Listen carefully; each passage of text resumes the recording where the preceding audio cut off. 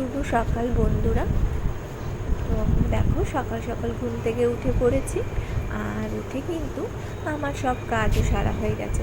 কাজ বলতে সকালের বাসি কাজটা তো প্রতিদিন তো জানোই, সকালের বাসি কাজ আমাদের মেয়েদের তো সকালবেলা ঘুম থেকে উঠে সকালের বাসি কাজ মানেই ঘর ঝাড় দেওয়া, বাসন মাজা, ঘর পোছা, জামা কাপড় কাচা, উঠোন ঝাড় দেওয়া, স্নান করা, তো এগুলোই থাকে। আর তার সাথে পুজোও দেওয়া। তো এই ফুলগুলো এক্ষুনি তুলে নেব, তো নিয়ে পুজোটা দিয়ে দেবো। স্নান কিন্তু হয়ে গেছে, কিন্তু পুজোটা কিন্তু দেওয়া হয়নি। তো পুজো দেওয়ার আগে মাম্মামে পড়ার টাইম হয়ে গেছিলো। মাম্মামের 7টা থেকে পড়া ছিল, অবশ্য আজকে একটু দেরি হয়ে গেছে, 7:15 মাম্মামকে দিয়ে আসলাম। সকাল সকাল যখন প্রতিদিন ঘুম থেকে উঠে দেখি গাছগুলো ভরে ফুল হয়ে রয়েছে, তখন কিন্তু খুবই ভালো লাগে দেখতে, আর মনটাও কিন্তু ভালো হয়ে যায়। Welcome back to my channel blog with Tumpa. তোমরা সবাই কেমন আছো? আশা করছি তোমরা সবাই ভালো আছো, আর আমিও কিন্তু বেশ ভালোই আছি। তো আমার আর একটু নতুন ভিডিওতে তোমাদের অনেক অনেক ভালোবাসা দিয়ে আজকের ভিডিওটা শুরু করছি। এখানে দেখো মাম্মাম সকালবেলা পড়তে গেছিলো, তো এই যে চলে এসেছে, এসে বই গুছিয়ে নিচ্ছে স্কুলে যাবে বলে। আর আমার বিছানাটা তোলা হয়েছে, কিন্তু বিছানাটা চাদরটা টান টান করে ঝাড়বো, তো ঝাড়া হয়নি। আর এদিকে দেখো জানলাটাও খোলা হয়নি, তোমাদের দাদাভাই কিন্তু চা খেয়ে কাজে চলে গেছে। তো আমরা হচ্ছে এখন স্কুলের জন্য রেডি হব। তো মাম্মামও স্নান করতে যাবে। আর মাম্মাম আজকে তো মঙ্গলবার ছিল, তো মাম্মামের মঙ্গলবার, বুধবার আর শুক্রবার সকালে পড়া থাকে, আর প্রতিদিন রাত্রিবেলাও পড়া থাকে। অঙ্ক ইংলিশটা সকালবেলা থাকে, তো সেটাই পড়তে গেছিলো 7টার সময়। তো আজকে একটু যেতে দেরি হয়ে গেছিলো, 7:15 গেছিলো। তো নিয়ে আসলাম এখন মাম্মামকে। তো চলো তোমরা দেখতে থাকো। মাম্মাম কিন্তু স্নানে গেছে, আর আমি এদিকে বিছানাটা ঝেড়ে নিচ্ছি। তো মাম্মাম বইটা গুছিয়ে নিয়েছে, নিয়ে ওকে বললাম যে তুই স্নানটা করে আয়, আর আমি এদিকে দেখো চাদরটা টান টান করে পেতে নিয়েছি, নিয়ে বিছানাটা ঝেড়ে নিচ্ছি। আর এখন আমি তোমাদের দাদা ভাইয়ের টিফিনটাও গুছিয়ে নেব। আর এদিকে মাম্মামকে তো রেডি করতে হবে। মাম্মাম স্নান করে আসলে মাম্মামের চুলটা বেঁধে দেব। আর এখন দেখো আমি এখানে হচ্ছে এই যে সব প্রতিদিন যেমন পরিষ্কার করি, এগুলো পোছাপুছি করি, তো এগুলো তো পুছতেই হবে, এগুলো না হলে ধুলো পড়ে যায়, তো সেগুলোই পুছে নিচ্ছিলাম। আর মাম্মাম কিন্তু আমার সাথে কথা বলছে স্নান করতে করতে, কী যে বলছিল কি জানি, আমি কিন্তু কিচ্ছু শুনতে পাচ্ছিলাম না। আর আজকে কিন্তু তাড়াতাড়ি স্কুল যেতে হবে, রাস্তায় যা জ্যাম। হাফ কথা শুনতে পাচ্ছি না, এসে বলবি। হাফ কথা শোনা যাচ্ছে না, বাইরে এসে তারপর বলবে। দিন ধরেই তো যেখান থেকে আমরা স্কুলে যাই, তো যেই রোড ধরে, সেই রোডটাতে খুবই জ্যাম হচ্ছে। তো কয়দিন তো আমরা গাড়িতে বসে আমরা চলে এসেছি, গাড়ি থেকে নেবে। আবার স্কুল তো আর শুনবে না জ্যাম হলে, স্কুলে তো স্কুলের টাইম মতোই যেতে হবে, তাই না? তো প্রতিদিন এই জন্য জ্যামের জন্য স্কুল যেতে দেরি হয়ে যাচ্ছে। আর আজকে এই জন্য ভাবছি একটু তাড়াতাড়ি বেরোবো। তো মাম্মামকে এই জন্য বলছিলাম তুই তাড়াতাড়ি কর। হয়ে গেছে বাবা স্নান? তো প্রথমে তো কদিন কি প্রায় 1.5 মাস হচ্ছে মাম্মাম স্কুলে যায়নি চোখে ইনফেকশানের জন্য। তো মাম্মামের চোখ থেকে ব্লাড বেরিয়ে গেছিলো, তো এই জন্য স্কুলে যাওয়া হয়নি মাম্মামের। আর তারপরে আবার যেদিন থেকে স্কুলে যাওয়া শুরু করলাম, 2 দিন যাওয়ার পরেই আবার এই রাস্তার জ্যাম শুরু হলো। তো রাস্তার জ্যামের জন্য আবার 2 সপ্তাহ স্কুল যাওয়া হয়নি। তো আজকে স্কুলে পাঠাবো, এই জন্যই বলছি বাবু তাড়াতাড়ি কর। তো রাস্তা তো জ্যাম থাকবেই, এখনও রাস্তা ঠিক হয়নি, তো এই জন্যই তাড়াতাড়ি বেরোবো। আর আসার সময়ও সেরম, আগে তো শুধু যাওয়ার সময় জ্যাম ছিল, এখন দুদিকের রাস্তা খুঁড়েছে। টেবিলটা কি করে রেখেছিস বাবা? আমি হচ্ছে তো এসে গুছাবি, আর ততক্ষণ এরকম থাকবে? টেবিলটা কদিন হয়েছে বল গুছিয়েছি? যত গুছাই তত নোংরা করে দিস টেবিলটাকে। নোংরা থাকলে দেখতে ভালো লাগে বাবা। এসে গুছাবি। কি করেছে জায়গাটা।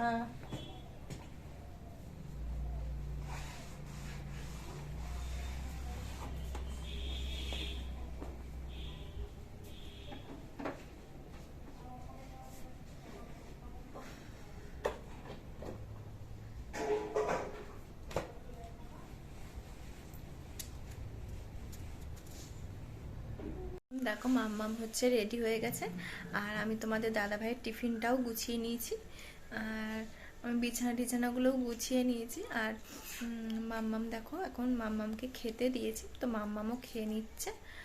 আর এদিকে আমি এখন রেডি হব, মাম্মামের চুলটা বাঁধবো, তো তারপর বেরিয়ে যাব। তো চলো তোমরা দেখতে থাকো। এখানে দেখো মাম্মামকে খেতে দিয়েছি, তো মাম্মাম ডাল আর চিপস দিয়ে খাচ্ছে। এই যে মাম্মাম খেয়ে নিক। আর এখানে যে বিছানাটা পরিষ্কার করে নিয়েছি, আর এটার মধ্যে মাম্মামের হাতের কাজ বানাতে দিয়েছে পেনদানি, তো সেটাই নিয়ে নিয়েছে। আর এদিকে আমি তোমাদের দাদা ভাইয়ের টিফিনটাও গুছিয়ে নিয়েছি। তো দেখো এই যে ভাত, ডাল, আলু সিদ্ধ দিয়েছি, আর এটার মধ্যে হচ্ছে ডাল আছে, এই যে ডাল আছে, আর এই যে চিপস, তো চিপসটা একটা টিফিন বক্সে করে দিয়ে দেবো। তো দিয়ে আসি আমাদের দাদা ভাইয়ের টিফিনটা। তো দাদা ভাইয়ের টিফিনটা দিয়ে মাম্মামকে নিয়ে একেবারে স্কুলে চলে যাব। তো চলো তোমাদের সাথে আবার পরে কথা হবে। সব নিয়েছিস মা? চলো। তো দেখো এখন আমরা বেরিয়ে পড়েছি স্কুলে যাব বলে। আর এই যে আমরা উবেরে উঠে পড়েছি স্কুলে যাওয়ার জন্য, আর রাস্তায় সেই জ্যাম। চলো তোমাদের দেখাই। প্রতিটা দিনই একই সমস্যা, তাড়াতাড়ি বেরো আর স্কুলে লেটে পৌঁছাও। প্রতিদিন এই জ্যামে আমাদের পড়তে হয়। স্কুলে দিয়ে মাম্মামকে চলে এসেছি, আর এসে কিন্তু জামা কাপড়টাও ছাড়তে পারিনি, কারণ যাবার সময় বিছানাটা পরিষ্কার করে গেছিলাম, আর এই ওয়ার্ড্রপ, আলমারি, শোকেস এগুলো যেমন প্রতিদিন মুছি সেইগুলো তো পুছে গেছিলাম, কিন্তু ঘরটা কিন্তু ঝাড় দেওয়া হয়নি। মাম্মামের আবার চুল বেঁধেছি, তো চুল পড়েছে সারা ঘরে, তো বিছানাটাও ঝেড়ে গেছিলাম। বিছানা, শোকেস মোকেস এগুলো পুছলে আবার ধুলোবালি হয়ে যায়, তো সকালে একবার ঘর ঝাড় দিয়ে পুছলেও কিন্তু বেলায় আবার নোংরা হয়ে যায়। তো এখন সেই জন্য স্কুল থেকে এসে আগে ঘরটা ঝাড় দিয়ে নিচ্ছি। তো ঘরটা ঝাড় দিয়ে টিফিনের বাসনগুলো রয়েছে, তো টিফিনের বাসনটা মেজে নেবো, নিয়ে তারপরে কিন্তু রান্না বান্না বসাবো। আর দেখো আজকে আসার সময়ও কিন্তু অনেক জ্যাম পেয়েছিলাম, তো সেটা তোমাদের আর দেখানো হয়নি। তো আসার রাস্তাতেও যেমন জ্যাম, আর যাওয়ার রাস্তাতেও সেমন জ্যাম। কি আর বলবো, প্রতিদিন এই একই জ্যামে আমাদের পড়তে হচ্ছে। প্রায় আজকে 2-3 মাস ধরে এরমই সমস্যা হচ্ছে, যে রাস্তায় জ্যাম, একবার এই রাস্তা ঠিক করে তো একবার ওই রাস্তা ঠিক করে। ওরা তো ঠিক করছে, কিন্তু স্কুল তো আর বুঝবে না যে জ্যামে পড়ছি আমরা। স্কুলে তো টাইম মতোই পৌঁছাতে হবে, তো স্কুলের 10:40 বাজলেই গেট আটকে দেয়, তো 10:40-এর আগে কিন্তু স্কুলে আমাদের পৌঁছাতে হয়। আর বাড়ি থেকে বেরিয়ে যেমন অনেকটা হেঁটে এসে বাসে বা উবেরে উঠতে হয়, সেরকম বাস বা উবের থেকে নেবেও কিন্তু অনেকটাই স্কুলে হেঁটে যেতে হয়।